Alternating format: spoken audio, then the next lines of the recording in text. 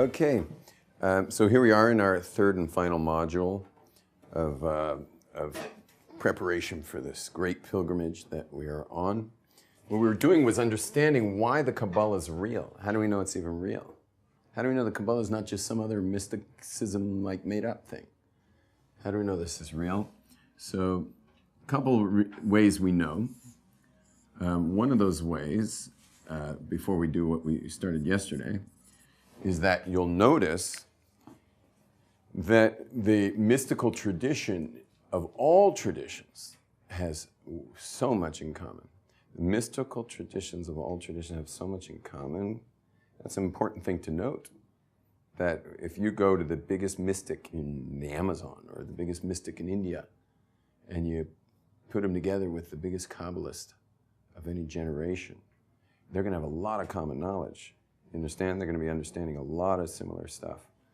And they'll each have their way they got it. Ours was straight from Sinai. And theirs was usually through traveling into the ether, as we discussed yesterday, traveling into the ether, and enough years of that, meaning generations of that, that they've developed their own traditions, but amazingly right in common with the Kabbalah. Another is that the path in general of shamans, medicine chiefs who administer substances that do take people into the ether have, meaning not just the world's mystics, but even the average guy from New York, who's just somehow wound up on a mystical journey to Peru. These rich businessmen go to Peru and drink teas that send them on 12-hour incredible journeys. Have you heard about these things? These are like high-paying mystical experiences that people go on who are, wealthy people. I have students who are very well-to-do who do this. In the Amazon, they'll go for several days and have the wildest journey without ever having gone anywhere. They're just in the Amazon with the Indians. And they could sit in one spot for 10 hours on this journey. But the people who do that, when they then later interface with Kabbalah, it's a total same language. You get that?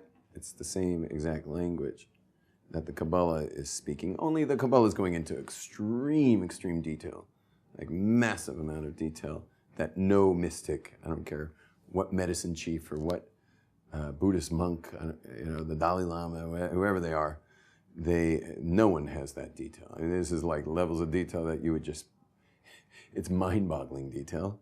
And really only the Sephardic Kabbalists anyway are that excited about it at all. Because when you get to that level of detail, it gets academic a bit.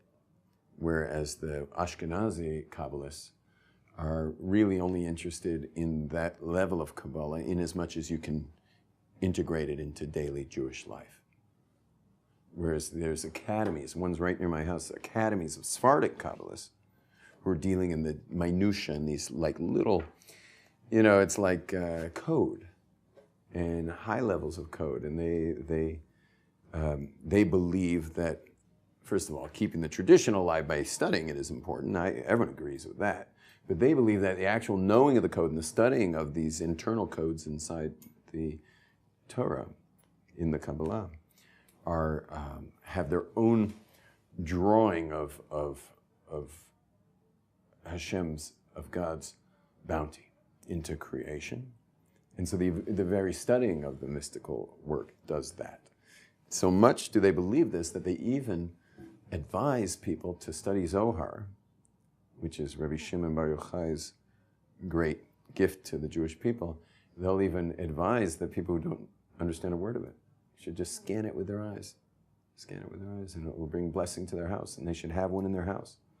And, so you see, they really understand there's some kind of metaphysical power in the book itself beyond its study, whereas the Ashkenazim aren't interested in any of that stuff. Don't we discourage I'm sorry? Ashkenazim are paranoid in general of Kabbalah, just because we had a horrible historic event. We had a really unfortunate run-in with a Kabbalist about 500 years ago. who really threatened to wipe out, not just threatened, he did wipe out a large number of Jews from the path. And so that created a certain level of paranoia. Now, when I call it paranoia, it's not really nice, and I'm sure a lot of Ashkenazi rabbis would not like to call that paranoia, because it was a real threat. It was a threat. But what you'll see is the Hasidic masters, 100 years later, said, forget that. Like, pulling Kabbalah out of our lives is a dangerous move. If you call, Kabbalah is like the moisture of a meal. Like, if you're eating meat, you need gravy. It's got to be moist. Dry meat, no one wants to eat. Beef jerky is fantastic. That's an example. Beef jerky is a little different. It's a whole different thing, and the whole point is in the mouth. You know, if you never swallowed your beef jerky, you'd also enjoy it. You know. What happened 500 years ago? 500 years ago was a man by the name of Shabtai Tzvi, who was a great Shabtai Tzvi, who was a great scholar, and learned Kabbalah. And from a very young age, he started already showing wonders, and was able to produce wonders using Kabbalah to create a frenzy around him that he was the Messiah. And it was a total false movement. He even got millions of Jews involved, brought them to Israel, and then the whole thing went up in smoke. You know, it was a farce, and they were all left hanging, and that was it. They were not coming back for more Judaism. It really knocked off a large number of our people, and hence you understand a knee-jerk reaction by the Ashkenazic leadership. But there were still great Kabbalists, and the great Kabbalists said, hey, you can't just take a whole major pillar of Jewish history, because you have the written Torahs, one whole pillar of Jewish history. You have the oral Torah, because you can't understand the written Torah without the oral Torah.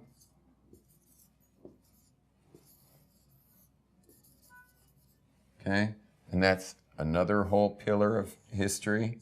That's the law. So this is the written law. This is the oral law. Oral law. And then you had the Kabbalah.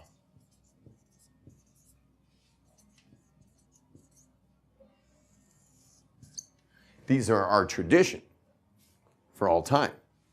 That is what Judaism is. It's a written book. Then there's how you understand the written book, as if you may recall yesterday we mentioned in part 2 that no commandments do what? Someone tell me? None of the commandments tell you how to do it. So how can you have a book that's like telling you got to do stuff, sometimes at the threat of death? Like, it seems whoever wrote this book means business. Yet no instructions of how to actually fulfill any of the commandments. Almost none of them got any real instructions. And so, and you might say, well, love your neighbor, you know. How many instructions you need on that? A lot. A lot. Because loving your neighbor means really giving to them, and right? You love someone, you're going to give. Loving is giving. What do you do if your neighbor's against the community? What if your neighbor is sapping the community of its unity? What do you do if that neighbor is against Judaism? So when it says love your neighbor, you got to click on the word neighbor. It does not say neighbor. It says re'echa. What's re'echa? Your beloved. What does it mean, your beloved? He's your neighbor in his dedication to Jewish destiny. That's your neighbor. He's not your neighbor in his dedication to Jewish destiny. You're off the hook. You have no mitzvah to love him, or help him, or make him part of the community, because he's there to uproot Judaism from the community and ruin our destiny. Interesting, huh? It's not so simple. These are laws in the Talmud. You have to understand the oral law. You can't just love your neighbor. Otherwise, you're going to be from San Francisco. And just, I'm okay, you're okay. No, he's destroying a community. Not, I'm okay, you're okay. We have to either do something about it, but at least we're not helping them. We're not going to enable it. Oh, but love your neighbor. No, that's Christianity. You want to turn the other cheek? Yeah. So you should have been named Billy Joe Jim Bob or something. But Shlomi and Aryeh don't turn the other cheeks when there is a landmine inside a community. You got to know more too, because you might ask the question, well, the guy never learned anything. He never knew anything. His parents raised him without Judaism. If that's the case, he's back in. Then he's back in. But he doesn't do the commandments. He's not involved in Judaism. Teach him. Teach him. If he never learned it, never knew it, he's not against it, he just never learned it. Teach him. Well, I thought I'm not supposed to love him. No, now you have to love him. Well, make up your mind. If he's doing everything, then I love him. If he's not doing it, then I don't love him. And now you're telling me he's not doing it and you do love him. So the answer is you got to work it out. The oral law goes into all these details. The Talmud goes through everything I've just told you. The Talmud's working out. Explaining who it is you're loving. And don't think just because this guy's not your neighbor in mitzvahs, he's out. He's not necessarily out. You got to know why he's out. Sorry, you got to know why he's not your neighbor in mitzvahs. What's his intention? Here, this entire organization where you're learning right now is established based on this law. Otherwise, we couldn't create this world called, yeshivas for people who weren't raised observant. Because according to the law, aren't they out? If they chose out, they're out. The answer is, what about the ones who didn't choose out? Okay, so they're in. So we're going to build a $30 million building and pump millions of yearly dollars into the budget to love our neighbor as ourselves. Just like I love myself and learn Torah, I teach Torah to those who don't know it. Even though they look like they're not my neighbor in the Judaism commandments, they're just yet to be my neighbor because they never were taught. No one taught them. When they learn, they'll be my neighbor. Anyway, so Shabtai Tzvi was a bad, bad era in Jewish history. 100 years later, the Kabbalists are like, where'd the gravy go? Where's the salad dressing? Where's the mustard and mayonnaise? Like the Kabbalah is a major pillar in Jewish history. You can't just somehow knock it off and leave it for scholars to learn. You understand? It's part of our people. It's an important pillar of these three pillars of history. So what they did was they brought it back. And that started, by the way, did the Sephardic Jews ever uphold the Ashkenazic ban on Kabbalah? Do you think the Sephardic Jews ever agreed to that? They did not. They rejected that. Sephardic Jews of Morocco or Iran or Iraq, of anywhere in North Africa or Spain, and all the Sephardic Jews, they just were like, forget it. We're not doing that. There's a pillar of Jewish history. Yes, the Shabtai Tzvi thing was very unfortunate. But, it's like being on a street that's hardly has any traffic, so you get to just cruise it without any stop signs. And then one time there was an accident, and now the municipality put a stop sign. Because there was one accident. You don't need a stop sign just because there was one accident. So the Ashkenazi reaction is like putting a stop sign on a street that just doesn't need one. But it was a very unfortunate thing that happened. Now, the truth is, Kabbalah can be dangerous. It can be dangerous for you, it can be dangerous for others if you know it and you're not responsible with it. And don't forget, part of Kabbalah is matter manipulation. You can manipulate matter, which means, for example, in Israel, we've had several death curses that are, there's a way that was encoded also in the Zohar of how to put a death curse on somebody. And every time there's been a death curse, they publicize it, meaning you have these irresponsible Kabbalists putting death curses on our politicians. And the guy's always dead in a year. And they wanted to try the Kabbalists for the death curse. These are not normal Kabbalists. These are Kabbalists for anti-government, like Kabbalistic, political guys. And they wanted to take them to court for murder. And the Supreme Court judge threw it out, saying, how can we judge a guy on something we don't believe in? Remember, the Supreme Court of Israel, they're not into Judaism. They don't believe in this stuff. It's like, how are we supposed to try a guy on something we don't even believe in? So they threw it out of the court. But every time they publicize that thing, you see the guy's dead soon after. And name any politician you've ever heard of killed in Jewish, in the modern state of Israel, you'll see that same year they got what's called pulsa de nura. Pulsa, like a pulse, de nura, fire, pulse of fire. That's the name of the curse. Yeah. So you really believe that people by just like uttering... That what? But people just by uttering incantations can cause someone to die? I know for a fact. Yesterday I was discussing incantations of Africans in the what do you call those territories they live in? What do you call them? Like Soweto and stuff. What are those names of those areas? Whatever. Township. We'll call it the townships. Of Jewish girls and boys who were brought to the townships by their housekeepers when the parents were out of town, and their lives were altered forever as a result of incantations. God's in charge. Every Kabbalist knows, like, I may be trying to bring rain right now in a drought year, but God, not if you don't want it. It's the black magic people who don't care what God wants. How are they supposed to know what God wants? They don't relate to it. They relate to the parallel metaphysical realms, and they go to the realm called rain, and they do a rain dance or whatever they do, and they bring rain. Whereas a Kabbalist, it's always Yehi Ratzon, Yehi Ratzon, Yehi Ratzon. If it's your will, God, let these words that they're stating, which are names of God and things having to do with the parallel realm called rain, may it bring rain. If it's your will, God. If it's not your will, we don't want any rain. We'll go with the drought. The drought's what started all of Jewish history with the Jews going down to Egypt. And we came out a nation, and we were born in the womb of Egypt. We're not even from here. And show me one nation on the planet not born in the country it's from. It's unheard of. It has never happened. And we're the only nation on the planet that was born in another nation. It's called Goy Mikerev Goy, a nation from within a nation. It's a unique thing about us.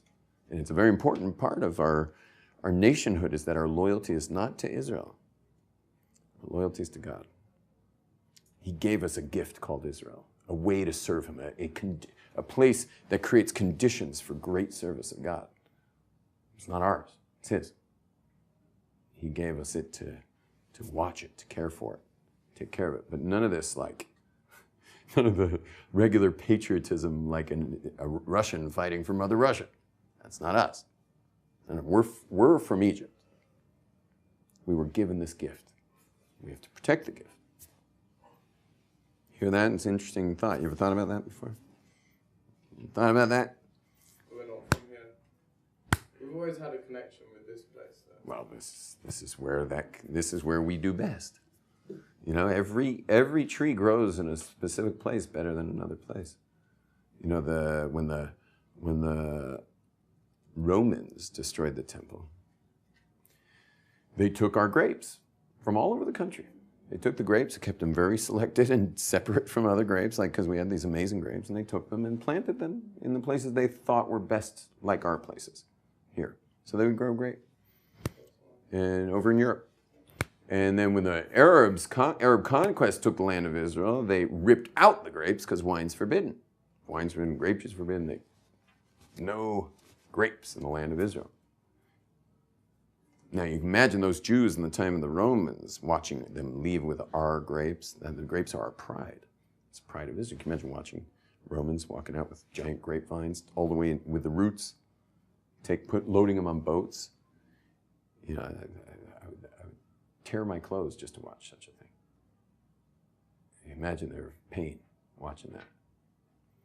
And the story continues, Clark. Everyone knew, and only these ladies would know, from just not that I'm dating you, but you're a little older than these boys, but I remember barely that the word kosher wine was synonymous with bad wine. You know what I'm talking about, lady? You know what I'm talking about, lady? That's just the way it was. It's not just Manischewitz. It's any wine that was kosher was synonymous with bad wine. Oh, yeah. So anyone who was into wine, not kosher. If you brought a kosher wine to someone who was into wine, they would just they just take it in their kitchen and throw it in the garbage. Yeah. Good You know. wines is a modern invention. So what happened was a couple of entrepreneurs in Israel said, hey, you know what? Like, why does our wine have to be bad? Let's make good wines. Yeah. So they went to Europe.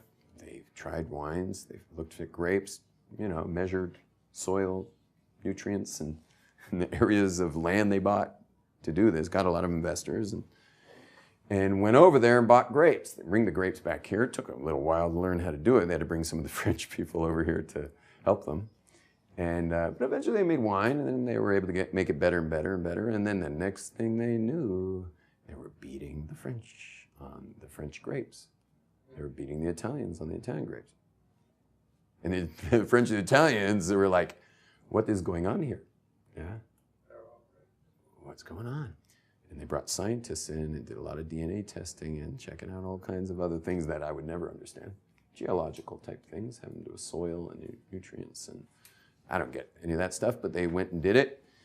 And they came back and said, they're their grapes. Meaning they told the Europeans, like, those are the grapes of Israel. You've been borrowing them all this time. I love this story, by the way. Isn't that an amazing story? But one of the things I love about that story is the pain we would have had watching them load the grapes on the boat. But only God's outside of time knows that Arabs are going to rip out the grapes. You never know when you're going through something difficult, what God's orchestrating in the background is way bigger than anything you're noticing right now. We get a very small view of what's happening. It's always kind of in the moment. And there's a bigger picture going on. And so but it also, the story talks about the people of Israel who have been out around the world. Who you know what, anyone saw a Startup Nation or have seen some of the documentaries on our contribution to life on Earth? From the medical to the high-tech to every type of thing. Self-defense, defense, we're the Israeli Defense Force. All these things that we have contributed are only because our grapes have been in their land. Jews are good at Talmud, not at technology. Jews are good at Talmud, not in medicine.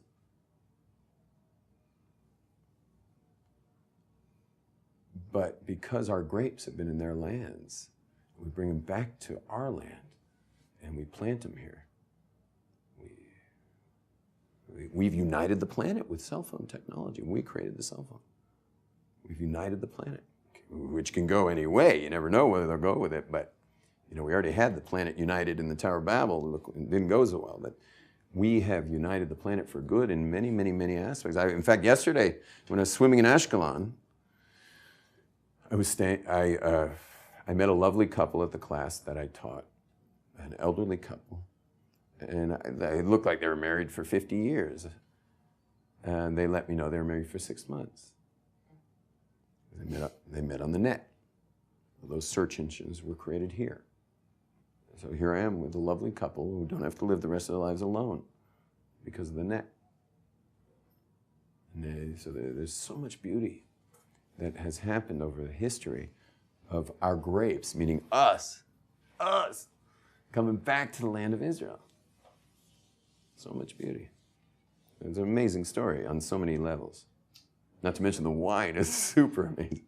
It's just incredible wine. Is there anything to the word goy meaning a nation to goy meaning a non-Jew? Only in slang. Goy means a nation, and in slang, goy means a non-Jew. Yeah, is there any connection? Nope. Biblically, there's no slang for the word goy. It's just slang because there's the Jewish goyim and the Gentile goyim. But after a while, it just kind of became the Jews and the goyim. Yeah, but it's slang, and it's not always derogatory. It's not always derogatory. In many communities, Gentile just meant, it could mean anything. It could just be it could be someone who works with the family, like a nanny. A nanny would be called the goyete.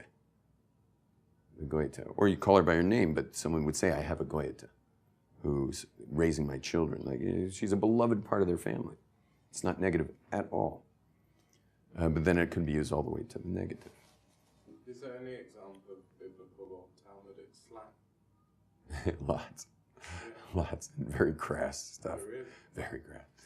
Yeah, us men, after learning a day in Talmud, like, you have to do this full shift when you get home to start speaking normally, because they don't mince words because it's the Talmud's always Amar Rebbe this, Amar Rebbe that, and then they say something that's kind of radical, and if they didn't like what someone else said, they gave it to them and had some really intense adjectives to be using for each other, just like you and hanging with friends would. Yeah.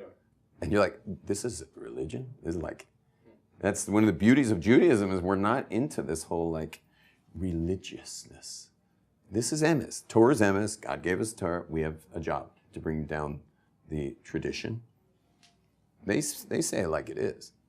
But you got to remember, when you get home at the end of the evening, don't speak to your wife like that. And I have trouble. Sometimes I'm so in my learning, that I come and then I teach a class and I say something really out there that rabbis just don't say. And then I get feedback later from the management of wherever I'm at, or whoever hired me, or Nation Torah. How dare you say such a thing to a room full of female students? And I'm just like, sorry, I got my head in Talmud. That's. Can you give an example? No. So,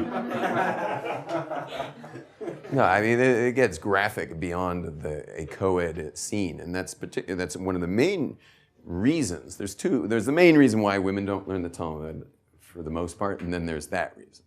That reason is because it's just not prim and proper at all for the ears of my daughters, being raised in Yiddish and this holy environment. It's a bit of a double standard, but someone's got to keep the home. The men are out, fighting the wars and working the industry and doing all that stuff. It taints us. But the one raising the kids, you want to keep out of the army, out of the battlefields, out of the industry. They're raising the next generation. You don't want them being one of the guys at work. You don't want your wife to be one of the guys. And that's not good, because they're going to be raising your children. And for that reason, throughout history, women only fought in the wars if we had lost all possible other manpower. Why? Because they are the ones who will raise the next generation of, God willing, peacetime kids who are raised in peacetime and never have to see such low things that you have to deal with in a battlefield and in the throes of years of war that can take you out into the darkest place. You can't have. It's enough the men have to deal with that. To have both men and women dealing with that is just, you're going to raise a generation of lunatics. Okay? That's what you'll get, is a generation of lunatics. And if you ever wonder why sometimes our society here looks like a bunch of lunatics, might relate to that, is that there was no perfectly pure person raising those kids. There was no such thing as that. That's one, and the other is that the averaging 1 or 2 kids is one way to destroy a society. And I'm not discussing population numbers. It's that, anyone here ever had kids? You have kids? Yeah. How many kids? Kids? 2, right? 1, 2, 8. Okay? Now, 1, 2, 8. Okay? My first kid was such an experiment. It was like back to the drawing board. Because what do I know? There's no book on this stuff. Yes, they're parenting books. Have you ever read a parenting book? Did it help? Not really. Ever read a parenting book? You didn't even bother. Yeah, parenting book. Yeah, I read plenty of parenting books. Nothing for my first kid, for sure, didn't help. Now, what happens? Yeah, if you go and have a second kid, you know what you wind up doing? You can't help but do this. You do the opposite, because you saw the first kid, nothing worked. So you try the second kid, you do the opposite of that. How's that go? Total failure. It's a completely different kid. It's like, why are you doing the opposite for a kid who maybe the first book was good for? When, you know what I'm saying? But by the third kid, now you're starting to realize what it is to be a parent and how to be a parent. And you're not great with the third either, but by the fourth, now you're starting to get the parenting. The fifth, you're a parent. And you can literally watch my kids in any family. You can watch how it goes from later, when the kids are all adults. You can see which are the first kids and which, you can see who the experiments were, and you can see who the kids that actually, the parents knew what they were doing. You know, you can literally see these kids. Now, who do you want populating the planet? The kids who got the great parenting or the experimental ones? Which ones do you want being the major? You want them all, but I'm saying which do you want to be the majority of the population? The ones who had the great parenting growing up. That's the ones you want populating the planet. Okay, you'll have the experiments, you know, doing backflips all over the place, running wild. And there's a place for that too, by the way, because they shake up things. They shake up the world quite a bit. Then the stable, you know, good parenting kids. The kids who, you know, the 1 to 2 kids are lunatic kids. They're crazy kids. Not every time, but they shake things up, and society needs a shake-up. So they belong in society, but they can't be the whole society. They can't be the politicians. They can't be the ones controlling life and death. Those can't be the people. So what's happened, though, in the last, ever since birth control, is that Western society has been completely populated for the last, 40 years with experimental children. That's who's running the show now, is the experimental kids, which is cute. I'm certainly one of these experimental kids, and I'm cute. And I definitely shake things up quite a bit. But I'm totally out of control most of the time. Going back to the notion of written and oral Torah, and let's say, for example, on this bus, when we take it up in about an hour or so, there's going to be a bunch of Haredi people there looking at me wearing this tank top and a backwards hat, judging me as if I'm wrong, things of that nature. You as an individual, would you sit there and let me take it from them, or would you defend me in that situation? Oh, I'd totally defend you, except guess what? You want to hear something funny? The neighborhood where we're taking the bus, I lead small tours there. You're not allowed to bring a tour, but because of my look, I can bring people in.